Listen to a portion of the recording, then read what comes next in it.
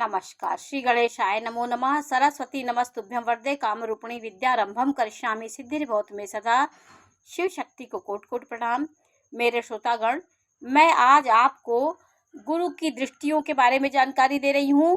और शुक्र बुध एक स्थान पे बैठे, केंद्र में बैठे, त्रिकोण में बैठे तो क्या फल देंगे। शुक्र बुध को शुक्र को लक्ष्मी कहा गया है और माता से जोड़ा गया है लक्ष्मी, बुध को नारायण से जोड़ा गया है। ये दोनों की युति बहुत अच्छी मानी जाती है। दोनों की युति एक साथ कहीं ये दोनों बैठे हों तो जातक को नीतिवान बनाते हैं।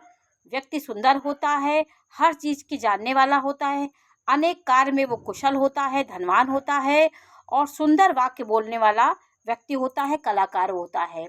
वो हर चीज़ को सही स्थान पे सही सिस्टमैटिक ढंग से रखना चाहता है।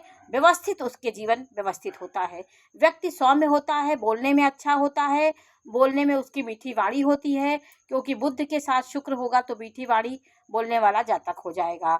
अब मैं आपको ये जानकारी दे रही हूँ कि ग्रहों की जो दृष्टियाँ होती कैसी देखी। जैसे यहाँ पे गुरु बैठा है तो इस घर से एक गिनेंगे, 1 2 3 4 5, तो 5वीं दृष्टि पंचम भाव को डालेगा।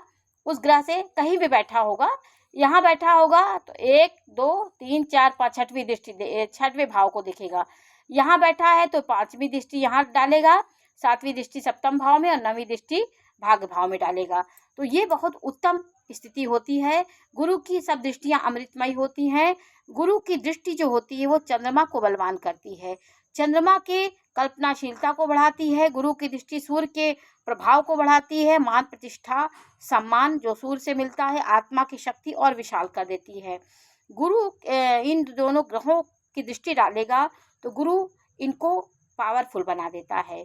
आपकी माइंड इतना तेज होगा, हर स्थिति में आप अपने स्थान निकाल लेंगे।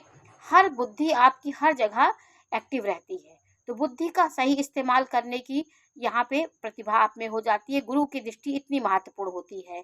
मंगल की दृष्टि भी चौथी होती है। मंगल जहाँ बैठेगा वहाँ से चौथी दृष्टि, 7वीं दृष्टि और 8वीं दृष्टि से वो देखता है। तो ग्रहों की दृष्टियाँ, मंगल की 3 दृष्टियाँ हुई, चौथी 7वीं 8वीं होती हैं। शनि की तीसरी 7वीं 10वीं दृष्टि होती है। राहु की 5वीं 7वीं 9वीं दृष्टि होती हैं और ग्रहों की 7वीं दृष्टि ही होती है।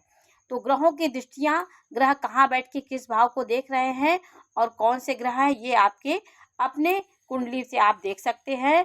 आपके कुंडली में ग्रह की दृष्टि बहुत मायने रखती है। अच्छे उच्च ग्रह की दृष्टि आपको उच्चता प्रदान